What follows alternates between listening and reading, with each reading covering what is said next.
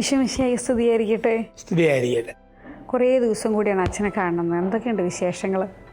വിശേഷങ്ങൾ എന്തോ അങ്ങനെ ധ്യാനങ്ങളുമായിട്ട് ഓടി ഓടി നടക്കുന്നു.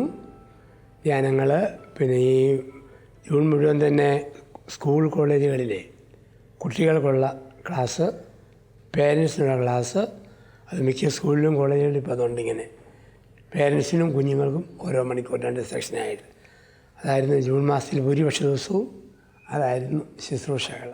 ഞാൻ ഒരു ചോദ്യം ചോദിച്ചോട്ടെ, എങ്ങനെ ഇത്ര എനർജി കീപ്പ് ചെയ്യുന്നത്? നമുക്കൊക്കെ ഇങ്ങനെ പ്രായമാകുമ്പം ഓരോന്ന് ചെയ്യാനൊക്കെ ഭയങ്കര മടി, അല്ലെങ്കിൽ ക്ഷീണം, ബുദ്ധിമുട്ട്, ജോലി, ഇങ്ങനെ പരാതികളുടെ കാലമാണല്ലോ. പ്രത്യേകിച്ച് ഈ ഭാര്യ ഭർത്താക്കന്മാർക്കിടയിലൊക്കെ ഉള്ളൊരു പ്രശ്നമാണിത്. ഓരോരുത്തർക്കും വയ്യ അങ്ങനെ കാര്യങ്ങൾ ചെയ്യാനും ഓരോ എക്സ്ട്രാ ആക്ടിവിറ്റീസ് ചെയ്യാനും ഒക്കെ. അപ്പോൾ അച്ഛനെങ്ങനെ യാത്രയുണ്ട്, ഇതെല്ലാ കാര്യങ്ങളും ഉണ്ട്. എങ്ങനെയാണ് ഈ എനർജി കീപ്പ് ചെയ്യുന്നത്? ഒന്ന് പ്രായമാകുന്നു എന്ന് ഓർക്കാതിരിക്കുക, പിന്നെ ഓരോ ദിവസവും അതതിൻ്റെ പ്രോഗ്രാമിൽ ശ്രദ്ധിക്കുക. ഒത്തിരി കാര്യങ്ങളെക്കുറിച്ച് ചിന്തിച്ചാൽ നമ്മൾ മെൻ്റലി വീക്കാവും. ഒരു മല കയറുമ്പം മലയുടെ മുകൾ വശം നോക്കരുത്, വെക്കുന്ന ഓരോ സ്റ്റെപ്പും വെച്ച് പോയാൽ മടുക്കാതെ മല മുകളിലെത്തും. അപ്പം നമ്മൾ ഒത്തിരി ചിന്തിച്ച് കൂടുമ്പോഴാണ് ക്ഷീണം വരിക. കർത്താവ് പറഞ്ഞല്ലോ, ഓരോ ദിവസത്തിനും അതതിൻ്റെ ആകുലത മതി, അതിനേക്കാൾ കൂടുതൽ വേണ്ട. അങ്ങനെ ജീവിച്ചു പോയാൽ പ്രത്യേക രോഗമൊന്നും ദേഹത്ത് വന്നില്ലെങ്കിൽ നമ്മളെപ്പോഴും ഫ്രഷായിരിക്കും. ഞാൻ സത്യത്തിൽ വെറുതെ ചോദിച്ചതാണ്. അങ്ങനെയാണല്ലോ, പൂ ചോദിച്ചാൽ അച്ഛൻ പൂക്കാലം തരുമല്ലോ, അങ്ങനെയാണല്ലോ. വെറുതെ ചോദിച്ചെങ്കിൽ അതിനകത്തുനിന്ന് കിട്ടിയൊരു കാര്യം ഇതായി. നമ്മുടെയൊക്കെ ഈ കുടുംബജീവിതത്തിൽ ഭയങ്കര ടെൻഷൻസ് ആണല്ലോ. അതായത് ഒത്തിരി കാര്യങ്ങളാണല്ലോ, ലോൺ അടയ്ക്കണം, അത് ചെയ്യണം, മക്കളെ പഠിപ്പിക്കണം, ഇങ്ങനെ ഒത്തിരി കാര്യങ്ങൾ. അപ്പോൾ ഓരോ ദിവസം അതിൻ്റേതായ ആ ഒരു ഭാരം മാത്രം എടുക്കുകയാണെങ്കിൽ കുറച്ചുകൂടെ സ്മൂത്തായിട്ട് പോകാം. അതെ, കൊണ്ടാണ് പറയുന്നത് നമ്മുടെ ഇന്നലെ എന്ന് പറയുന്നത് ഒരു ക്ലോസ് ചെക്കാണ്. നാളെ എന്ന് പറയുന്നത് ഒരു പ്രോമിസറി നോട്ടാണ്. ഇന്ന് എന്ന് പറയുന്നതാണ് ലിക്വിഡ് ക്യാഷ്. അതിൽ ജീവിക്കുക. അങ്ങനെ ജീവിച്ചാൽ മടുപ്പില്ല. ഇത് പറഞ്ഞപ്പോഴാണ് ഓർക്കുന്നത്, തീർച്ചയായിട്ടും ഈ ഇന്നലകളും നാളകളും അതൊരു പ്രധാനപ്പെട്ട കാര്യമാണ് ഈ കുടുംബജീവിതത്തിലും. ഇന്ന് ഞാൻ അച്ഛനോട് ചോദിക്കണം എന്ന് വിചാരിച്ച ഒരു ടോപ്പിക് ഇതാണ്. നമ്മളെല്ലാം വളരെ പ്രതീക്ഷകളോടെയാണ് ഈ വിവാഹ ജീവിതത്തിലേക്ക് വരുന്നത്. അപ്പോൾ ഇന്നലകളിൽ നമുക്ക് വലിയ പ്രതീക്ഷകളാണ്, നാളെ എന്തെങ്കിലുമൊക്കെ സംഭവിക്കും എന്നൊക്കെ ഉള്ളത്. പക്ഷേ കല്യാണം കഴിച്ച് വരുമ്പോഴായിരിക്കും ഈ പ്രതീക്ഷിച്ച പോലെ ഒന്നും ആയിരിക്കുകയല്ല. ഭാര്യ അല്ലെ ഭർത്താവ്, അങ്ങനെയുള്ള ഒരുപാട് മനുഷ്യരെ കണ്ടിട്ടുണ്ടാവുമല്ലോ. തമാശ നിറഞ്ഞ ഒരുപാട് അനുഭവങ്ങളുണ്ടാവും, സീരിയസ് ആയിട്ടുള്ള കാര്യങ്ങളുണ്ടാവും. അപ്പോൾ അവരോട് അച്ഛൻ എങ്ങനെയാണ് അതൊന്ന് ഹാൻഡിൽ ചെയ്യപ്പെടാൻ, അങ്ങനത്തെ കുറേ കാര്യങ്ങളുണ്ടാവുമല്ലോ അച്ഛൻ്റെ ലൈഫിൽ. ഒന്നാമതായിട്ട് നമ്മൾ ഭാവനയ്ക്കനുസരിച്ച് എല്ലാം നടക്കണമെന്നില്ല, സ്വപ്നങ്ങൾക്കനുസരിച്ച് എല്ലാം നിറവേറണമെന്നുമില്ല. മനുഷ്യൻ്റെ വിജയമെന്ന് പറയുന്നത് ഭാവനയും സ്വപ്നം ഉണ്ടെങ്കിലും യാഥാർത്ഥ്യത്തിൽ എന്ത് കിട്ടുന്നോ അതിൽ ജീവിക്കാൻ പഠിക്കുന്നതിനാണ് വിജയം. വലിയ പണം സ്വപ്നം കണ്ടു, മിനിമമേ ഉള്ളൂ. പിന്നെ പണത്തെ സ്വപ്നം കാണുകയല്ല, മിനിമം കൊണ്ട് നമ്മൾ മാക്സിമം ഉണ്ടാക്കാനായിട്ട് ശ്രമിക്കുക. അപ്പം വിവാഹത്തിന് മുമ്പ് ഒരു യുവതിയെ സംബന്ധിച്ച് കെട്ടാൻ പോകുന്ന പുരുഷനെക്കുറിച്ച് ഒരുപാട് ഭാവനകളുണ്ട്. ശരീരപ്രകൃതി, മാനസിക പ്രകൃതി, സാമ്പത്തിക സ്ഥിതി, വൈകാരിക സ്ഥിതി, ഇതൊക്കെ സ്വപ്നമുണ്ട്. തിരിച്ച് പുരുഷന് കെട്ടാൻ പോകുന്ന പെണ്ണിനെ കുറിച്ചുണ്ട്. പക്ഷെ കിട്ടുമ്പം ചിലപ്പം ജസ്റ്റ് ഓപ്പോസിറ്റുള്ള ക്യാരക്ടറായിരിക്കും കിട്ടുക. അങ്ങനെ കിട്ടിക്കഴിഞ്ഞിട്ട് പിന്നെയും പഴയ സ്വപ്നങ്ങളോട് നടക്കുന്നവരാണ് വിവാഹത്തിൽ പരാജയപ്പെടുക. കിട്ടിയാൽ കിട്ടിയതുകൊണ്ട് ജീവിക്കുക, അതിനോട് അഡ്ജസ്റ്റ് ചെയ്യുക, ആ സാഹചര്യങ്ങളിൽ പൊരുത്തപ്പെടുക, എങ്കിൽ വിജയിച്ചു. അത് പൗരോഹിത്യമോ എന്തും സന്യാസമോ എവിടെയാണ് നമ്മൾ ഒന്നിൽ കയറിയിട്ട് വേറെന്ന് ഓർക്കരുത്. ഞാൻ എറണാകുളത്ത് നിന്ന് കോഴിക്കോട് വണ്ടിയെ കയറുമ്പോൾ മുതലേ തിരുവനന്തപുരം വണ്ടിയായിരുന്നു ഭേദമെന്ന് ഓർത്താൽ പരാജയം. എങ്ങനെ തിരുവനന്തപുരം വണ്ടി ഭേദമാണെന്ന് വിചാരിച്ച ഒരുപാട് പേരെ കണ്ടിട്ടില്ലേ കൗൺസിലിങ്ങിന്? അങ്ങനെയുണ്ട്. അതാണല്ലോ ഈ കുടുംബ കോടതിയിലാണെങ്കിലും ഒക്കെ വരുന്ന കേസിൻ്റെയൊക്കെ വലിയ പരാജയം എവിടെയാണ്. കിട്ടിയത് കൊണ്ട് തൃപ്തിയില്ല, കിട്ടാതെ പോയതിനെക്കുറിച്ച്. ചിലരുണ്ടല്ലോ 10 കിൻഡിൽ കപ്പ പറിക്കാൻ കിട്ടുമ്പോഴും പണ്ട് കിട്ടാതെ പോയ കപ്പൽ തടിനെ കുറിച്ച് കരയുന്നവരുണ്ട്. അപ്പം അതാണ് ജീവിതത്തിൻ്റെ പരാജയം. ഞാൻ ഒരു എക്സാമ്പിൾ പോലെ, അതായത് ഇപ്പം ചില ടേസ്റ്റുകൾ, ചിലപ്പോൾ ഭർത്താവിന് സിനിമ കാണാൻ ഭയങ്കര ഇഷ്ടമാണ്, ഭാര്യയ്ക്ക് ഒരു താല്പര്യവും ഇല്ല. ചിലപ്പോൾ ഭാര്യയ്ക്ക് ഭക്ഷണം ഒക്കെ പോയി കഴിക്കാൻ ഭയങ്കര ഇഷ്ടമാണ്, ഭർത്താവിന് വീട്ടിൽ നല്ലത് കുക്ക് ചെയ്ത് കഴിക്കുന്നത് ഇഷ്ടമില്ല. അപ്പോൾ ഇങ്ങനെയൊക്കെയുള്ള പ്രശ്നം വരുമ്പോൾ ആര് അഡ്ജസ്റ്റ് ചെയ്യണം? എല്ലാ പുരുഷന്മാർക്കും ഒരു ധാരണയുണ്ട് ഭാര്യ അഡ്ജസ്റ്റ് ചെയ്തോട്ടെ എന്ന്. ഞാൻ അങ്ങനെ പറഞ്ഞു കഴിഞ്ഞാൽ ഞാൻ ചിലപ്പം ഒരു സ്ത്രീപക്ഷവാദിയായി പോകും. പക്ഷേ എങ്കിലും നമ്മൾ ഭർത്താവിൻ്റെ വീട്ടിലോട്ടാണല്ലോ ചെല്ലുന്നത്. അപ്പോൾ എപ്പോഴും സ്ത്രീ തന്നെയാണോ ശരിക്കും? അച്ഛൻ്റെ ഒരു അഭിപ്രായത്തിൽ എങ്ങനെയാണ് ഇതൊന്നൊരു ടിപ്സ് വേണം ഞങ്ങൾക്ക്. പഴയ കാലത്ത് അതായിരുന്നു ശൈലി. ഇപ്പം കാലം മാറി. ആധുനിക യുഗത്തിൽ അങ്ങനെ എല്ലാം പോയി അഡ്ജസ്റ്റ് ചെയ്യുന്ന സ്ത്രീയെ കിട്ടുകയില്ല. പഠിത്തമുണ്ട്, അറിവുണ്ട്, ജോലിയുണ്ട്, പണമുണ്ട്, എല്ലാം ഉണ്ട്. അപ്പം അടിമയെപ്പോലെ പണിയുന്ന സ്ത്രീകളുടെ കാലം കടന്നുപോയി. അങ്ങനെ ജീവിക്കാൻ ഒരു സഭയും പറഞ്ഞിട്ടുമില്ല. പിന്നെ നമ്മുടെ പഴയകാല ശൈലിയിൽ അങ്ങനെ വന്നുപോയി. അതേ സമയത്ത് ഞാൻ കൂടുതൽ ഏൺ ചെയ്യുന്നുള്ള വികാരം വരും. അങ്ങനെ വന്നാലും കുടുംബം തകരും. അപ്പോൾ അവിടെ വിജയം എന്ന് പറയുന്നത് ഭർത്താവിൻ്റെ ഇഷ്ടാനിഷ്ടങ്ങൾ നോക്കിക്കൊണ്ട് അഡ്ജസ്റ്റ് ചെയ്ത് കൂടെ നിൽക്കുന്നൊരു ഭാര്യ വേണം. ഭാര്യയുടെ താല്പര്യങ്ങൾ പരിഗണിച്ച് കെയർ കൊടുക്കുന്ന ഒരു ഭർത്താവും വേണം. എല്ലാം ഒരാൾ പറയുന്ന പോലെ ചെയ്താൽ അത് വിജയിക്കത്തില്ല, അത് തകരാനുള്ളൂ. സ്കൂളിൽ കുട്ടിയെ ചേർക്കാൻ കൊണ്ടുവന്നു. കുട്ടിയോട് ചോദിച്ചു, നിൻ്റെ പേരെന്നാ? പേര് പറഞ്ഞു. വീട്ടുപേര് ചോദിച്ചു, വീട്ടുപേരും പറഞ്ഞു. താമസിക്കുന്ന സ്ഥലവേദ, അതും പറഞ്ഞു. എന്നിട്ട് ചോദിച്ചു, മോനെ നിൻ്റെ അപ്പനിപ്പോൾ എന്നാ ചെയ്യുന്നു? കുട്ടിയുടെ മറുപടി, എൻ്റെ അമ്മ പറയുന്നതൊക്കെ ചെയ്യുന്നു. അപ്പം അതല്ലല്ലോ ജീവിതം എന്ന് പറയുന്നത്. അപ്പം ഭാര്യ പറയുന്ന കുറേ കാര്യം ഭർത്താവ് ചെയ്യണം, ഭർത്താവിൻ്റെ കുറേ കാര്യം ഭാര്യ ചെയ്യണം. ഏകപക്ഷീയമായ അടിച്ചേൽപ്പിക്കലുകൾ പരാജയമാണ്. ഇപ്പം ഭക്ഷണം ഹോട്ടലിൽ പോയി കഴിക്കാൻ ഭാര്യയ്ക്ക് താല്പര്യമുണ്ടെങ്കിൽ ചില സമയങ്ങളിൽ ഭർത്താവ് അത് അഡ്ജസ്റ്റ് ചെയ്ത് കൂടെ പോകണം. എൻ്റെ അപ്പം പോയിട്ടില്ല, അമ്മ പോയിട്ടില്ല, കാരണന്മാർ പോയിട്ടില്ല, അതൊക്കെ വിഡ്ഢികളുടെ വാക്കുകളാണ്. അതൊന്നും ശരിയല്ല. ഈ ഇപ്പോഴത്തെ ഒരു ട്രെൻഡ് ഞാൻ പല യുവജനങ്ങളും പറയുന്നത് കേട്ടിട്ടുണ്ട്. ഇങ്ങനൊരു അഡ്ജസ്റ്റ്മെൻ്റൊക്കെ ചെയ്യാൻ പറ്റാത്തത് കൊണ്ടാണോ എന്തിനാണ് കല്യാണം കഴിക്കുന്നത്? ഒരാവശ്യമില്ല, നമുക്ക് നമ്മുടെ സ്വാതന്ത്ര്യം, നമ്മുടെ കാര്യം നോക്കി അങ്ങ് ജീവിച്ചാൽ പോരെ. അങ്ങനെ ഒരു തലമുറയുടെ എണ്ണം കൂടുന്നില്ലേ? അങ്ങനെയുണ്ട്. അത് ഒരുപാട് കാരണം ഇതുകൊണ്ടാണ്. കാരണം അപ്പനമ്മമാരുടെ ജീവിതത്തിൽ ഒരു മാതൃക കാണുന്നില്ല. എന്നും കൂട്ടയടിയും ബഹളവും അസ്വസ്ഥത. അപ്പം പിള്ളേർക്ക് തോന്നും, എന്തിനാ കല്യാണം, ഇങ്ങനെ ജീവിച്ചാൽ പോരെ. അതിൻ്റെ പ്രധാന കാരണം പേരൻസിൻ്റെ റോൾ മോഡൽ നഷ്ടപ്പെടുന്നത് കൊണ്ടാണ് ഇത് സംഭവിക്കുക. പിന്നെ വ്യക്തിപരമായ പല കാരണങ്ങൾ കാണാം. എങ്കിലും സാധാരണ സംഭവിക്കുന്നത് ഈ ഒരു മേഖലയിലാണ്. നമ്മളൊരു എന്തായാലും അറിയാം, ഒരു 10-25 വയസ്സാകുമ്പോഴാണ് വിവാഹം കഴിക്കുന്നത്.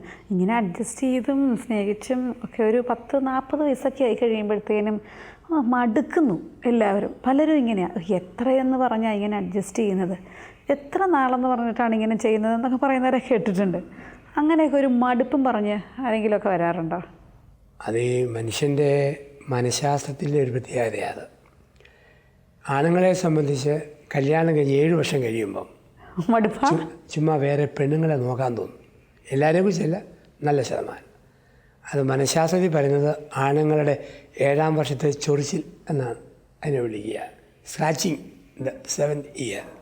അപ്പം അതൊരു ടെൻഡൻസിയുണ്ട്. എല്ലാവരും അല്ല, ഒത്തിരി പേരിലും അങ്ങനത്തുള്ള പ്രവണതയുള്ളവർ ഒത്തിരി പേര് നമുക്ക് കാണാനായിട്ട് പറ്റും, അങ്ങനെയുള്ളവരെ. പിന്നെ മടുപ്പ് മനസ്സിൽ നിന്ന് വരുന്നതാണ്. മലയാളി എത്ര കപ്പ തിന്നാലും മടുക്കുന്നില്ലല്ലോ, പിന്നെയും കപ്പ തിന്നും. പ്രത്യേകിച്ച് തെക്കൻ തിരുവിതാംകൂറിലൊക്കെ, തെക്കോട്ട് ചോറ് കേരളം എത്ര നാളുണ്ടാലും മടുപ്പില്ലല്ലോ. അപ്പം മടുപ്പ് എവിടെ നിന്ന് വരുന്നതാണ്? മനസ്സിൽ ഒരു ടേസ്റ്റ് ഉണ്ടെങ്കിൽ ആവർത്തന വിരസത എത്ര വന്നാലും മടുപ്പില്ല. ഉള്ളിൽ ഒരു ഇഷ്ടമില്ലെങ്കിൽ എല്ലാം മടുപ്പാണ്. അപ്പോൾ കല്യാണം കഴിക്കുന്ന നാൾ മുതൽ ഭാര്യയെ സ്നേഹിച്ച് ജീവിതം കൊടുത്തു പോകുന്ന ഭർത്താവിന് ഒരു മടുപ്പില്ല. ഭാര്യയെ സംബന്ധിച്ചും ആ ഒരു മടുപ്പില്ല. പിന്നെ 40കളിൽ മനുഷ്യന് വലിയ മനഃശാസ്ത്രപരമായ മാറ്റം വരും, സ്ത്രീക്കും പുരുഷനും വരും. നമ്മൾ പറയും നെറി 40 എന്നാണ്. നെറിവ്, നേരിനെക്കുറിച്ചുള്ള ചിന്ത, സത്യത്തെക്കുറിച്ചുള്ള ചിന്ത 40ാം വയസ്സിൽ ആരംഭിക്കുക. 40ൽ ദേഹത്തിൻ്റെ ഇളക്കം ഒന്ന് കുറയും, രക്തത്തിൽ തിളപ്പ് ഒന്നായും, ഭാര്യ ഭർത്താവിനെ അമക്കും, ഭർത്താവ് ഭാര്യ ഒതുക്കും, മക്കൾ മാതാപിതാക്കളെ ഇരുത്തും. ട്രാൻസിഷൻ വരുന്ന സമയമാണ്. ആ സമയത്ത് ഈ തൃപ്തിക്കുറവും വരും. അതുകൊണ്ടാകാതിരിക്കണമെങ്കിൽ ഒരു നല്ല ടേസ്റ്റുള്ള ലൈഫായിട്ട് എല്ലാ ദിവസവും എൻജോയ് ചെയ്ത് ജീവിച്ചു പോയാൽ 40കളിൽ മടുപ്പില്ല. ശരിക്കും പറഞ്ഞാൽ ഈ അച്ഛൻ പറഞ്ഞല്ലോ 40കളിൽ ഭാര്യ ഭർത്താവിനോട് അത് മുഖത്ത് നോക്കിയുള്ള കാര്യം പറയും, തിരിച്ചും ഓക്കെ ഇത്രയും കാലമൊക്കെ ഞാൻ നിങ്ങളെ സഹിച്ചു, ഇനി പറയാനുള്ളത് ഞാൻ പറയും. അത് വളരെ ഞാൻ കണ്ടിട്ടുണ്ട്. അച്ഛൻ പറഞ്ഞാൽ വളരെ കറക്റ്റാണ്. കാരണം അതൊരു സപ്രസ് ചെയ്ത് പോകുന്നതുകൊണ്ടല്ലേ, ശരിക്കും അങ്ങ് അഡ്ജസ്റ്റ് ചെയ്യാതെ പോകുന്നതുകൊണ്ടല്ലേ. ചെയ്യാതെ പോകുന്നതുകൊണ്ടാണ്. പിന്നെ നമ്മുടെ നെർവസ് സിസ്റ്റത്തിലൊരു മാറ്റം വരും, ഞരമ്പിൽ ഒരു മാറ്റം വരും. അത് ആണുങ്ങൾക്കും പെണ്ണുങ്ങൾക്കും ഒക്കെ വരും. ഉദാഹരണം, നമ്മളൊരു കാലം കുട്ടിക്കാലത്ത് നമ്മളെപ്പോഴും ഫാൻറ്റം, ടാർസൻ, ഒരുപാട് കാർട്ടൂൺ വായിക്കും. യുവത്വത്തിൽ നോക്കും, കല്യാണ പരസ്യം വരുമ്പോൾ ഏതെങ്കിലും കക്ഷി നമുക്ക് ഫിറ്റായിട്ടുണ്ടോ ഒരു ചെറിയ നോട്ടം. ഒരു 60-കൾ 70-കൾ വരുമ്പോഴത്തേക്ക് 50 കഴിയുമ്പോൾ തൊട്ട് ഈ ഷുഗറിൻ്റെ, കൊളസ്ട്രോൾ, പ്രഷറിൻ്റെയൊക്കെ മരുന്നും പരസ്യമൊക്കെ എടുത്തു മറിച്ച് നോക്കും. കുറച്ചുകൂടി അങ്ങോട്ട് കഴിഞ്ഞ് കഴിയുമ്പോഴത്തേക്ക് 75-80 ആകുമ്പം പത്രത്തിൽ നോക്കും, നിര്യാതർ ആയവരുടെ കോളം. എൻ്റെ പ്രായത്തിൽപ്പെട്ടതാണോ അതിനേക്കാൾ കൂടിയതാണെങ്കിൽ ആശ്വാസം, ഒപ്പമാണെങ്കിൽ ടെൻഷൻ. ഇത് സൈക്കോളജിക്കലി കാലാകാലങ്ങളിൽ വരുന്ന ഒരു മാറ്റം. ആ മാറ്റത്തിൻ്റെ ഭാഗമായിട്ട് മടുപ്പുകൾ, ക്ഷീണങ്ങൾ വരും. അങ്ങനെ ഞരമ്പിന് മാറ്റം വരുമ്പം പഴയതുപോലെ അഡ്ജസ്റ്റ് ചെയ്യാൻ ഒരു സ്ത്രീക്ക് പറ്റിയല്ല. നമുക്ക് 20-കളിൽ നമ്മളെ നിയന്ത്രിക്കാം, 30-കളിൽ നമുക്ക് മനസ്സിലാക്കാൻ പറ്റും, 40-കളിൽ ചേഞ്ച് വരും, 60-70 ആകുമ്പോഴത്തേക്ക് ആ ക്ഷമ അങ്ങ് നഷ്ടപ്പെടും. ഞരമ്പ് വീക്കാവുന്നുണ്ട്. അല്ല, ശരിക്കും നേരം ഈ മാതാപിതാക്കളൊക്കെ കുറച്ച് നല്ല മാതാപിതാക്കളായിട്ട് വളർന്നു വന്നവർക്ക് ഒരു 60-70 ആകുമ്പോഴത്തേക്ക് ഇവരുടെ സ്വഭാവം അങ്ങ് വല്ലാണ്ടൊക്കെ മാറും. നമ്മൾ ഓർക്കും ഇവരെന്താണ് ഇത്രയ്ക്ക് ഒരു അരകണ്ടാകുന്നത്. ശരിക്കും സ്ത്രീകൾ പ്രത്യേകിച്ചും, പുരുഷന്മാർ കുറച്ച് കാമാൻ ക്വയറ്റാകുകയും ചെയ്യും. അത് ഈ ഫിസിയോളജിക്കൽ ചേഞ്ചിൻ്റെ പ്രശ്നം കൂടെയാണല്ലേ? കാരണം ഈ 20, 30, 40 കാലം വരെയൊക്കെ കണ്ടാൽ വിശ്വസുന്ദരിയായിരിക്കാം ഒരു സ്ത്രീ. 2 മക്കളുമായി കുടുംബമായി ദേഹം ഒന്നുടഞ്ഞു. അപ്പം നമ്മൾ പിന്നെ കാണുമ്പം 20 കണ്ട ഒരാളെ ഒരു 50 കാണുമ്പോഴത്തേക്ക് പൊറോട്ടയ്ക്ക് കുഴച്ചിട്ട മാവ് പോലെ പടന്ന് കിടക്കുന്നതാണ്. അത് വലിയ ചേഞ്ചാണ്. അപ്പോൾ എൻ്റെ ഏതാണ്ടൊക്കെ ചോർന്നു പോയി എന്നുള്ള ചിന്ത വരുമ്പം തന്നെ അരിശം വരും. അതാണ് ആണുങ്ങളെ സംബന്ധിച്ചും എൻ്റെ ആകർഷണവും ബലക്ഷയവും ഒക്കെ വന്നോ എന്നൊരു ചിന്ത വരുമ്പോഴത്തേക്ക് അവർ അപ്പോൾ അത് തമ്മിൽ മനസ്സിലാക്കണം. അപ്പം പറയൂ, പണ്ട് നീ അങ്ങനെ അല്ലായിരുന്നല്ലോ, പണ്ട് അങ്ങനെയല്ല, ഇന്ന് ഞാൻ പുതിയ ആളാണ്, പണ്ട് താൻ അങ്ങനെ അല്ലല്ലോ, ഇന്ന് ഞാൻ പുതിയ ആളാണ്. ആ ചേഞ്ച് മനസ്സിലാക്കുന്നതാണ് വിവാഹത്തിൻ്റെ വിജയം. അത് ഏകപക്ഷീയമായി ആരോ മാനസമാർന്നല്ല, സിസ്റ്റത്തിൽ ഒരു വലിയ ചേഞ്ച് വരും. ആ ചേഞ്ച് നമുക്ക് മുടി നരയ്ക്കും, കണ്ണിന് കാഴ്ച മങ്ങും, ചെവിക്ക് കേൾവി കുറയും, ചിലപ്പോൾ ചില രോഗങ്ങൾ വരും, ദേഹത്ത് വരുന്ന മാറ്റം. ഇതേ മാറ്റം മനസ്സിലും വരുന്നുണ്ട്. പഴയതുപോലെ വിൽപ്പവറില്ല, പഴയതുപോലെ ഒരു പ്രതിരോധ ശക്തിയില്ല, വിമർശനം സ്വീകരിക്കാൻ പറ്റുന്നില്ല, കമൻ്റ് ഉൾക്കൊള്ളാൻ പറ്റുന്നില്ല. രണ്ടും തലമാണ്. അത് ഭാര്യ ഭർത്താവിലും കാണണം, ഭർത്താവ് ഭാര്യയിലും കാണണം. സത്യം പറഞ്ഞു കഴിഞ്ഞാൽ ഈ വിവാഹ ഒരുക്ക സെമിനാറുകളൊക്കെ വിവാഹത്തിന് മുമ്പല്ല 40-ലാണ് കൊടുക്കേണ്ടതെന്നാണ് എനിക്ക് തോന്നുന്നത്. അച്ഛൻ്റെ കേൾക്കുമ്പോൾ അതൊരു ഓൺഗോയിങ് ഇൻഫർമേഷനായിട്ട് കൊടുക്കാറുണ്ട്. വിവാഹത്തിന് മുമ്പും കൊടുക്കണം, തമ്മിലൊന്ന് മനസ്സിലാക്കാൻ വേണ്ടി. ഇതുപോലെ കുറേ കഴിയുമ്പോഴത്തേക്കും ഒരുമിച്ച് കൂടി നടത്തേണ്ടതാണെന്ന് പറയും. വിവാഹത്തിൻ്റെ ധ്യാനം 3 കൂട്ടം വേണമെന്ന് പറയും. നവദമ്പതി, മിഡിൽ ദമ്പതി, മുതുദമ്പതി എല്ലാവർക്കും വേണം ഇന്ന്, ഇല്ലെങ്കിൽ പ്രശ്നമാണ്. നമ്മൾ കുറേ കാര്യങ്ങൾ പറഞ്ഞു. പക്ഷേ അപ്പം ഞാൻ ഇടയ്ക്ക് ഇങ്ങനെ മനസ്സിൽ വന്നൊരു കാര്യം ഇതാണ്, ഈ പ്രതീക്ഷകൾക്കനുസരിച്ച് ഭർത്താവോ ഭാര്യയോ അല്ലെങ്കിൽ അത് നമ്മളതനുസരിച്ച് ജീവിക്കണമെന്ന് അച്ഛൻ പറഞ്ഞു. പക്ഷേ ചില കുടുംബങ്ങളിൽ കണ്ടിട്ടുണ്ട് വിശ്വാസത്തിൻ്റെ കാര്യത്തിൽ ഭയങ്കര ഒരു ഏറ്റക്കുറച്ചിലുകൾ. ചിലപ്പോൾ ഭർത്താവ് ഭയങ്കര വിശ്വാസിയും അല്ലെങ്കിൽ ഭയങ്കര ദൈവാനുഭവവും ഈശോയോട് ഭയങ്കര സ്നേഹമൊക്കെ ഉള്ള ആളായിരിക്കും. ഭാര്യ വലിയ വീട്ടിലെ ആളൊക്കെ ആയിരിക്കും, പക്ഷേ നേരെ തിരിച്ച് കഷ്ടിച്ച് ഞായറാഴ്ച കുർബാനയ്ക്ക് പോവുക, അതിലപ്പുറത്തൊന്നുമില്ല. ഇപ്പോഴാണെങ്കിൽ യുക്തിവാദികളും നിരീശ്വരവാദികളൊക്കെ കൂടുതലുമാണ് എണ്ണം ഇപ്പോഴത്തെ ഒരു യൂത്തിൻ്റെ ഇടയിൽ. അപ്പോൾ ഈ വിശ്വാസം അതെങ്ങനെയാണ്? അപ്പം നമ്മൾ പറയാറുണ്ടല്ലോ, നമ്മൾ ഏകമനസ്സോടെ ഒരുമിച്ച് പ്രാർത്ഥിക്കുമ്പോഴാണ് പല പ്രശ്നങ്ങളും പല കാര്യങ്ങളും. എനിക്കൊക്കെ എങ്ങനെയാണ് ഫീൽ ചെയ്തേക്കുന്നത് നമ്മുടെയൊക്കെ ജീവിതത്തിൽ? ഭാര്യയും ഭർത്താവും ഒരേ സ്നേഹത്തിൽ ഒരേപോലെ ഈശോയുടെ കാര്യം പറഞ്ഞു കഴിഞ്ഞാൽ നമുക്ക് കിട്ടുന്നു എന്നുള്ളൊരു ഫീലൊക്കെ ഉള്ളയാളാണ് ഞാൻ.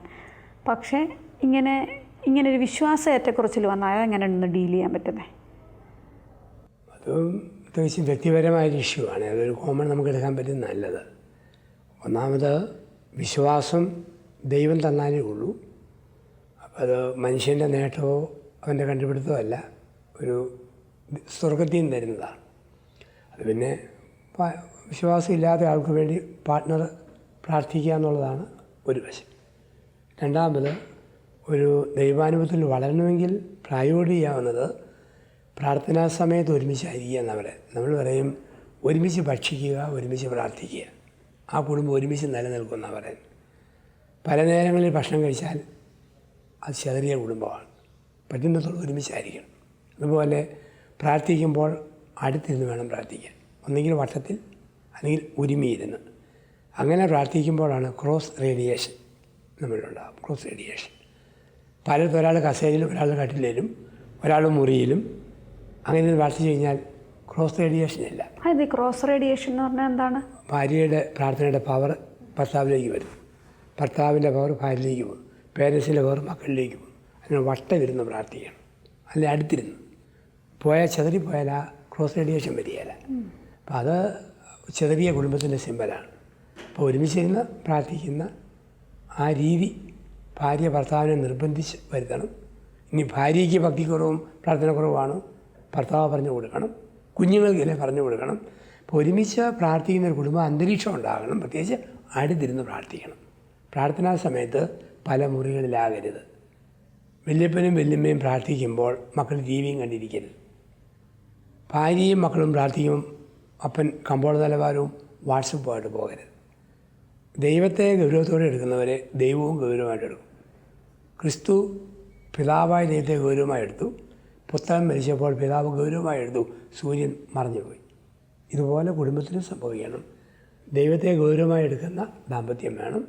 അത് വിശ്വാസത്തിന് മകനുണ്ടെങ്കിൽ പോലും എൻ്റെ ഭാര്യയ്ക്ക് വേണ്ടി ഞാൻ പോയി ഇരിക്കണം. ശരിക്കും ഒരു കാത്തിരിപ്പ് ആവശ്യമില്ലേ?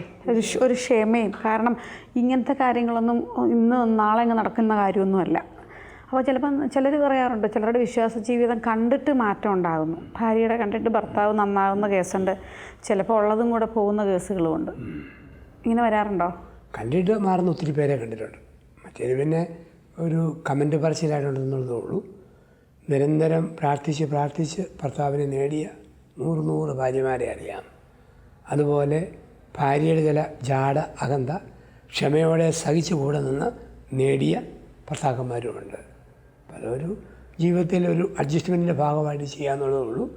വിശ്വാസ ജീവിതത്തിൽ ഒരു പരിശ്രമം വേണം. ഈ പറഞ്ഞ പോലെയുള്ള ഒത്തൊരുമിപ്പിനും ഒരുമിച്ചുള്ള പ്രാർത്ഥനയ്ക്കുള്ള ഒരു ഒന്നിച്ച് നിപ്പ്, അതിനുള്ളൊരു ദാഹം രണ്ടുപേരിലും ഉണ്ടാകണം. അപ്പോൾ ഇത് പറഞ്ഞപ്പോഴാണ് ഓർക്കുന്നത്, ഈ ടീനേജ് പ്രായമൊക്കെ ആകുമ്പം മക്കളിലൊക്കെ നമ്മൾ ഈ തുടക്കം തൊട്ട് വളരെ കാര്യമായിട്ട് അവർക്ക് വിശ്വാസം കൊടുക്കുന്നു, പള്ളിയിൽ കൊണ്ടുപോകുന്നു, പ്രാക്ടീസ് ചെയ്യിപ്പിക്കുന്നു, കുരിശ് വരപ്പിക്കുന്നു. പക്ഷേ ഒരു 10, 16, 17 വയസ്സൊക്കെ ആകുമ്പം പിള്ളേർ വേറൊരു സ്റ്റേജിലേക്കാണല്ലോ. അപ്പോൾ നമുക്ക് അവരെ എങ്ങനെ വഴക്ക് പറഞ്ഞാൽ പ്രയോജനം വല്ലതും ഉണ്ടോ? വഴക്കിൽ കാര്യമില്ല. നമുക്ക് ഈ വിശ്വാസകാര്യത്തിലാകട്ടോ, വേറൊന്നുമില്ല. ഒരു ആണിലും പെണ്ണിലുമൊക്കെ ടീനേജ് ശരീരത്തിൽ മാറ്റങ്ങൾ വരും. നമ്മളെല്ലാവരുടെയും ശരീരത്തിൽ മുഖത്ത് മീശ മുളയ്ക്കുന്നു, സ്വരം മാറുന്നു, ഇതെല്ലാം ഉണ്ട്. അപ്പം അങ്ങനെ വരുന്ന ഭാഗത്തുള്ള ഒരു സൈക്കോളജിക്കൽ ചേഞ്ചാണ് ക്വസ്റ്റ്യനിങ് ആറ്റിറ്റ്യൂഡ്. ചോദ്യം ചോദിക്കാൻ തുടങ്ങുന്നത് 13-ാം വയസ്സ് മുതലാണ്. അത് 13 13. അപ്പോൾ ആ ടീനേജ് എന്ന് പറയും. പിന്നെ 19 വരെയുള്ള ടീനേജുകൾ, അത് കുറച്ചുകൂടി മുന്നോട്ട് തുടരാം. കുട്ടിക്കാലങ്ങളിൽ ചോദ്യം ആകാംക്ഷയുടെ ചോദ്യമുള്ളൂ. ചുമ്മാ അയ്യോ അതെന്നതാ ഇതെന്നതാ, അതുമാതിരി ക്യൂരിയോസിറ്റി കുഞ്ഞുങ്ങളുടെ. പിന്നീട് ബേസിക്കായ ചില ചോദ്യങ്ങൾ തുടങ്ങുന്നത് 13 വയസ്സ് മുതലാണ്. അപ്പോൾ അത് ആത്മീയ തലത്തിലെ ചോദ്യങ്ങൾ അപ്പോൾ വരും. യൂത്തിൽ എന്നാ പള്ളിയിൽ പോകുന്നു, എന്തിനാ സംസാരിക്കുന്നത്, എന്തിനാ ധ്യാനം കൂടുന്നത്, എന്തിനാ പ്രാർത്ഥിക്കുന്നത്, ഒരു മനസ്സിൻ്റെ ചേഞ്ചിൻ്റെ ഭാഗമാണ്. അപ്പോൾ അത് വരുമ്പോഴത്തേക്ക് ഏതാണ്ട് ലോകാവസാനം പോലെ പേരൻസൊന്നും കാണേണ്ട കാര്യമില്ല.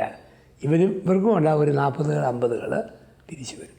ഞാൻ കണ്ടിട്ടുണ്ട് നാട്ടിൽ പള്ളി ചുമ്മാ വിമർശിക്കുന്ന കുറ്റം പറയുന്ന ചെറുപ്പക്കാർ UK-യിലും USA-യിലും ഓസ്ട്രേലിയയിലും ഒക്കെ ചെന്ന് കഴിയുമ്പം അവരൊരു കുടുംബവും ഒക്കെ ആയി കഴിയുമ്പോഴത്തേന് അവരവിടുത്തെ അൾത്താരപാലന്മാരാണ്. അൾത്താരെ ചുറ്റിപ്പറ്റിയ ഇതൊക്കെ ഒരു കാലഘട്ടത്തിൻ്റെ ഈ വെള്ളത്തിലെ ഓളം പോലെ ഉള്ളൂ. അങ്ങനെ കണ്ടുകൊണ്ട് ശാസിക്കാതെ കണ്ട് ഇത് പ്രായത്തിൻ്റെ എന്നോർത്ത് മനസ്സിലാക്കുകയും സൗമ്യമായ ഉത്തരങ്ങൾ കൊടുക്കുകയും സ്നേഹപൂർണ്ണമായ നിർദ്ദേശവും പ്രോത്സാഹനവും കൊടുത്ത് നെടിൽ പോലെ ചുമ്മാ നിന്നാൽ മതി. കുറെ കഴിയുമ്പോൾ അതങ്ങ് മാറിക്കോളും. തീർച്ചയായിട്ടും അവരൊരു കുടുംബജീവിതത്തിലേക്ക് പ്രവേശിക്കുമ്പോൾ അവർക്ക് മക്കളുണ്ടാകുമ്പോൾ ആദ്യം ചിന്തിക്കുന്നത് എന്നെ വളർത്തിയത് എങ്ങനെയാണ് എന്നതാണല്ലോ. ഒരമ്മ ഒരു പെണ്ണമ്മയോട് പറയും, എൻ്റെ അമ്മ പറയുന്ന ചെറുക്കന് എനിക്ക് കെട്ടാൻ മനസ്സില്ല, അതിനടിന്ന് ചോദിച്ചു.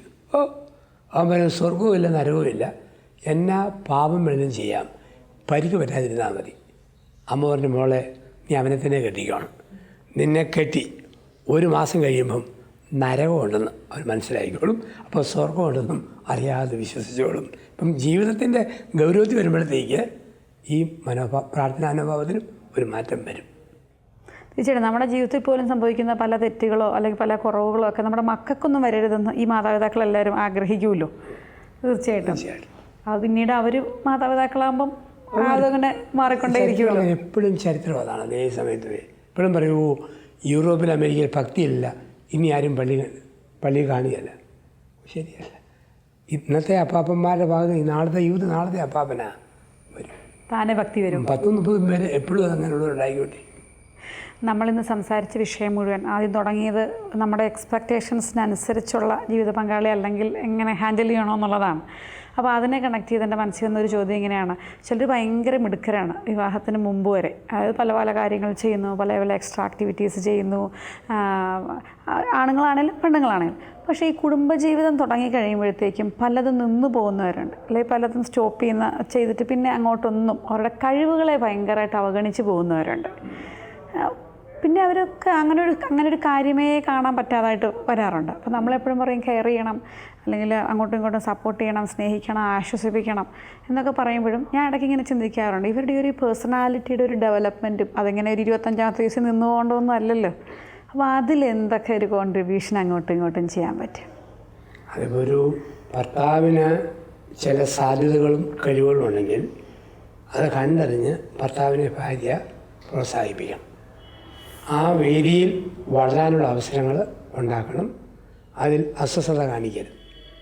എൻ്റെ ഭാര്യയ്ക്ക് ഒരു പ്രത്യേക മേഖലയിൽ ഉയരാനും വളരാനും സാധ്യതയുണ്ടോ, ഭർത്താവ് അതിൽ വളർത്തണം, ഉയർത്തിയെടുക്കാൻ പറ്റണം. ചിലപ്പോൾ കല്യാണം കഴിഞ്ഞാലും നമ്മൾ രണ്ടാ എന്ന ചിന്ത വന്നാൽ ഭാര്യ എന്നെ എടുത്താലും വേറൊരുത്ത് ചെയ്യുന്നതാണ്, ഭർത്താവിൻ്റെ എടുത്താലും വേറൊരുത്തും ചെയ്തതാണ്. പക്ഷേ വിവാഹത്തിന് അന്ന് മുതൽ രണ്ടല്ല ഒന്നാണ്. ഭാര്യ ഏതെല്ലാം മേഖലയിൽ വളരുമോ അത് ഭർത്താവിൻ്റെ വളർച്ചയാണ്. ഭർത്താവ് ഏതെല്ലാം മേഖലയിൽ വളരുമോ അത് ഭാര്യയുടെ വളർച്ചയാണ്. ആ തിരിച്ചറിവ് ഉള്ളിൽ സൂക്ഷിക്കണം. ഇനിമേൽ ഞാൻ രണ്ടല്ല ഒന്നാണ്. പലപ്പോഴും കല്യാണം കഴിഞ്ഞാലും ഞങ്ങൾ രണ്ട് എന്ന ചിന്തയിലാണ്. ഞാൻ പലപ്പോഴും പറയാറുണ്ട്, ബസ്സിൽ യാത്ര ചെയ്ത് കഴിഞ്ഞപ്പോഴത്തേക്ക് ഭർത്താവും ഭാര്യയും ഒരുമിച്ചിരിക്കുന്നു. അപ്പം കെട്ടിയവൻ ഇവർ വന്ന് ഇയാൾ ടിക്കറ്റിനെ കണ്ടിട്ടുണ്ടെന്നും പറഞ്ഞു. അപ്പം ഒറ്റ ടിക്കറ്റ് കണ്ടക്ടർ ചോദിച്ചാൽ ഭാര്യയ്ക്ക് 4 വയസ്സായിട്ടില്ലേ, ഒറ്റ ടിക്കറ്റ്? അവനല്ല, ഞങ്ങളെ കെട്ടിച്ചാച്ചൻ പറഞ്ഞായിരുന്നു ഇനിമേൽ നിങ്ങൾ രണ്ടല്ല ഒന്നാവുന്നു. ആ ഒരു ചിന്ത എപ്പോഴും ദാമ്പത്യത്തിൽ വേണം. അങ്ങനെ വരുമ്പം ഭാര്യ ഏതെല്ലാം രീതിയിൽ വളരുമോ അതുപോലെ വളർത്തും. ഞാൻ എനിക്കുണ്ട് UK ഒരു ധ്യാനിപ്പിച്ചപ്പം ഭാര്യയ്ക്ക് നേഴ്സിംഗ് സൂപ്രണ്ടായിട്ട് പ്രമോഷൻ കിട്ടിയപ്പം കെട്ടിയവൻ പറഞ്ഞു വേണ്ട, ഇപ്പോഴത്തേത് മതി, വളരാൻ സമ്മതിക്കുകയില്ല. ഞാൻ ഇങ്ങനെയല്ല അങ്ങനെ പറഞ്ഞത്. എന്നാ വെച്ചാൽ ഇപ്പം തന്നെ തലേക്കിന് നിരങ്ങുക, നീ ശമ്പളം ഇരട്ടിയായാൽ അവളുടെ അവസ്ഥ ഊഹിക്കാൻ മേല. അതുകൊണ്ടാണ്. അപ്പം ആ രീതി കണ്ടാൽ പ്രശ്നം. അതേസമയത്ത് എൻ്റെയാണ്, ഞങ്ങളൊന്നാണ്, ആ രീതി കണ്ടു കഴിഞ്ഞാൽ ആ പ്രശ്നം മാറും. അത് ശരിക്കും നമ്മുടെ കേരളത്തിൻ്റെ മാത്രം ഒരു പ്രത്യേകതയല്ലേ, ഇങ്ങനെ ഭാര്യമാർ ഭർത്താക്കന്മാരുടെ മുകളിൽ പോകാൻ പാടില്ല, അല്ലെങ്കിൽ അത് അക്സെപ്റ്റ് ചെയ്യാനുള്ള ഒത്തിരി പേര്, അങ്ങനെ പ്രശ്നമുള്ളവരില്ലേ? അച്ഛൻ്റെ അടുത്ത് വരാറില്ലേ ഇങ്ങനെ ഒരു ഈഗോ പ്രശ്നവും? പക്ഷേ ഈ അച്ഛൻ നമ്മളിങ്ങനെ പറയുമ്പോഴും പറയാൻ ഭയങ്കര സുഖമാണ്, അല്ലെങ്കിൽ ഭർത്താവിനെ വളർത്തണം, അല്ലെ ഭാര്യയെ സപ്പോർട്ട് ചെയ്യണം എന്നൊക്കെ. പക്ഷേ അങ്ങനെ പോകണമെങ്കിൽ, അങ്ങനെ ചെയ്യണമെങ്കിൽ നല്ല റിസ്ക് എടുക്കാൻ 2 പേരും തയ്യാറാവണം. അല്ല, അങ്ങനെയുള്ള ആയിരങ്ങളുണ്ട്, നമുക്ക് കണ്ടിട്ടുണ്ട്. ഈ തലക്കനവും മത്സരമുള്ളത് ന്യൂനപക്ഷം എപ്പോഴും, മഹാഭൂരിപക്ഷവും ആ രീതിയിൽ പോകുന്നവരാണ്. ചില കാര്യം മനസ്സിൽ വേദന ഉണ്ടെങ്കിൽ പോലും കുടുംബത്തിൻ്റെ ഭദ്രതയെ പ്രതി 2 പേരും അഡ്ജസ്റ്റ് ചെയ്ത് പോകും. ചിലർക്ക് അഡ്ജസ്റ്റ്മെൻ്റ് ഒന്നും വേണ്ട, അത് നല്ല ഒത്ത പാർട്ട്നേഴ്സാണ്, നല്ല ജോഡി ആങ്ങളപങ്കന്മാരെ പോലെ, അല്ലെ പഠിച്ച നാളെ കാമുകന്മാരെ. ആ ത്രില്ല് അവസാനം വരെ കൊണ്ടുപോകുന്നവരുണ്ട് ഒത്തിരി പേര്. അതൊരു ദൈവാനുഗ്രഹം എന്ന് പറഞ്ഞാൽ മതി. വേറെ ചിലർ അതല്ലാതെ തന്നെ കുടുംബം നന്നാകാൻ വേണ്ടി അങ്ങനെ ആക്കും. അങ്ങനെയാണ് കുടുംബത്തിൻ്റെ പോകും. ഇങ്ങനെ അച്ഛൻ പറഞ്ഞല്ലോ, ഇങ്ങനെ ആ മെയ്ഡ് ഫോർ ഈച്ച് അതർ കപ്പിളായിട്ട് വരാനേ ഇപ്പോഴത്തെ യുവജനങ്ങൾക്കൊക്കെ ഇങ്ങനെ ഒരു എന്തെങ്കിലും ഒരു പ്രാർത്ഥനയോ ടിപ്പോ പറഞ്ഞു കൊടുക്കാനുണ്ടോ അച്ഛനെ? പറഞ്ഞല്ലോ, അതൊരു ദൈവാനുഗ്രഹമാണല്ലോ തീർച്ചയായിട്ടും. ഏറ്റവും നല്ലതേ ഉള്ളൂ. ഈ നമ്മൾ ഏതൊരു ഇടവകയിലാണോ ഒരു കമ്മ്യൂണിറ്റിയിലാണോ അവിടെ സീനിയേഴ്സായ മാതൃകാ കപ്പിൾസ് കാണും, എൽഡേഴ്സ് എന്ന് പറയുന്ന പോലെ. അവരെ ഇവർ റോൾ മോഡലായിട്ട് എടുക്കുകയും അവർ എങ്ങനെ വിജയിക്കുന്നു എന്ന് ചോദിച്ചറിയുകയും വേണം. അതാണ് ഏറ്റവും പ്രാക്ടിക്കലായിട്ടുള്ളത്. പ്രാർത്ഥന നമ്മൾ സ്വയംപ്രേരിതമായിട്ട് തമ്മിലാണ്ട് പ്രാർത്ഥിച്ചുകൊള്ളുക. എപ്പോഴും എൽഡേഴ്സായ റോൾ മോഡൽ കപ്പിൾസ് അവരെ ആശ്രയിച്ച് പെണ്ണ് ആൻറ്റിയോടും ചെറുക്കൻ അപ്പനോടൊക്കെ ചുമ്മാ വർത്താനം പറയണം. ഈ പറയുന്ന റോൾ മോഡൽ എന്നുവെച്ചാൽ അവരുടെ ശൈലി എന്താ, ജീവിതം എന്താ, അത് പറയാൻ. അപ്പം അത് ഒത്തിരി ഇവർക്കൊരു എനർജിയായിട്ട് മാറും, ഒരു ഫോളോ ചെയ്യുന്ന റോൾ മോഡലായിട്ട് മാറും. പലപ്പോഴും ഈ ലവ് മാരേജസിൽ നമ്മൾ അങ്ങോട്ടും ഇങ്ങോട്ടും മനസ്സിലാക്കിയും ഒക്കെയാണല്ലോ കല്യാണം കഴിക്കുന്നത്, അല്ലെങ്കിൽ അവരുടെ ടേസ്റ്റ് എന്താണ്, അവരുടെ രീതി എന്താണ്, അതായത് പ്രതീക്ഷയ്ക്കൊത്ത ഭർത്താവിനെയും ഭാര്യയുമാണല്ലോ അവിടെ നമ്മൾ കല്യാണം കഴിക്കുന്നത്. പക്ഷേ അറേഞ്ച്ഡ് മാരേജസിലാണ് അല്ലാതെ പ്രതീക്ഷിക്കാത്തത് കൊണ്ട്. പക്ഷേ എങ്കിലും ലൈഫിൽ ചിലപ്പം ഈ പ്രണയിച്ച് വിവാഹം കഴിച്ചവർ പരാജയപ്പെടുന്നുണ്ട്. അല്ലാത്ത അറേഞ്ച്ഡ് ആയിട്ടുള്ളവർ ഉയർന്നു വരാറുണ്ട്. എന്താണ് ഇതിൻ്റെയൊക്കെ ഒരു കെമിസ്ട്രി ശരിക്കും? എന്താണ് അതിൻ്റെ ഒരു പിന്നിൽ? എൻ്റെ അടുത്ത് വരുന്ന കേസിൽ ഈ തളരുന്ന വിവാഹം ഒരു 90% പ്രേമിച്ച വിവാഹങ്ങളാണ് ഇവിടെ വരുന്ന കേസ് മുഴുവൻ. അറേഞ്ച്ഡ് മാരേജിൽ ഇല്ലെന്നല്ല, അത്രയില്ല. അറേഞ്ച്ഡ് മാരേജിൽ തമ്മിൽ പിണക്കവും ബഹളവുമാണ്. അത് അഡ്ജസ്റ്റ് ചെയ്യാൻ വേണ്ടി എന്തെല്ലാം ചെയ്യണം ഉപദേശം ചോദിച്ചു വരും. പക്ഷേ പ്രേമിച്ച വിവാഹങ്ങളിൽ മുറിയും എന്നും പറഞ്ഞ് തന്നെ വരും. ശാപത്തം പറ്റി പ്രേമിച്ച് കെട്ടിയതാണ്. അത് എനിക്ക് തോന്നുന്നു ആദ്യമേ സങ്കല്പത്തിലൊന്നുണ്ട്, കുറച്ച് കഴിയുമ്പോൾ സങ്കല്പത്തിലേ അതങ്ങോട്ട് പോയി. സങ്കല്പം പോലെ യാഥാർത്ഥ്യം വരാതെ വരുമ്പോഴത്തേക്ക് അസ്വസ്ഥതയായി. ഈ അസ്വസ്ഥതയാണ് പലപ്പോഴും ഉണ്ടാകുന്നൊരു അപകടം. അച്ഛൻ ഒരുപാട് വിശേഷങ്ങൾ പറഞ്ഞു. ഇപ്പോൾ പ്രതീക്ഷിക്കാത്ത രീതിയിലുള്ള ജീവിത പങ്കാളിയാണ് നമുക്ക് കിട്ടുന്നതെങ്കിലും കിട്ടിക്കഴിഞ്ഞു കഴിഞ്ഞാൽ ഒരുമയോടെ അല്ലേ ഒന്നാണ് എന്നുള്ള ചിന്തയോടുകൂടി പോവുകയാണെങ്കിൽ തീർച്ചയായിട്ടും നമുക്ക് അവസാനം വരെ വളരെ സക്സസ്ഫുള്ളായിട്ട് പോകാൻ പറ്റും. അത് ബൈബിളിൽ പറയുന്ന പോലെ ഒരുത്തന് ഒരുത്തിയെ കൊടുത്തു, ഒരുത്തിക്ക് ഒരുത്തനെ കൊടുത്തു. അത് ചുരുക്കി സ്പീഡിൽ പറയല്ല, അല്പം നിർത്തി പറഞ്ഞാൽ എല്ലാം അതിനകത്തുണ്ട്. ഒരു തേന് ഒരു തീയെ കൊടുത്തു, ഒരു തീക്ക് ഒരു തേനെ കൊടുത്തു. കെട്ടിയവൻ തീ പോലെ ആളുമ്പോൾ ഭാര്യ തേൻ പോലെ മയപ്പെടുത്തണം. ഭാര്യ തീ പോലെ കത്തുമ്പം ഭർത്താവ് തേൻ പോലെ മയപ്പെടുത്തി സൂചിപ്പിക്കണം. അവിടെയാണ് ഒരുമ. ഞാൻ പലപ്പോഴും പറയുന്ന വാക്ക്, ഒരുമയുണ്ടെങ്കിൽ ഒലക്കമേലും കിടക്കാം, ഒരുമയില്ലെങ്കിൽ ഒലക്ക മേലേ കിടക്കും. അതാണ് ദാമ്പത്യം. ഒരുപാട് സന്തോഷം. വളരെ മനോഹരമായ ഒരു എപ്പിസോഡാണ് നമ്മൾ ഇന്ന് കഴിഞ്ഞു പോകുന്നത്. എന്തായാലും അടുത്ത എപ്പിസോഡിൽ ഇതിലും മനോഹരമായ പല പല വിശേഷങ്ങളുമായിട്ട് കാണാം. Thank you so much.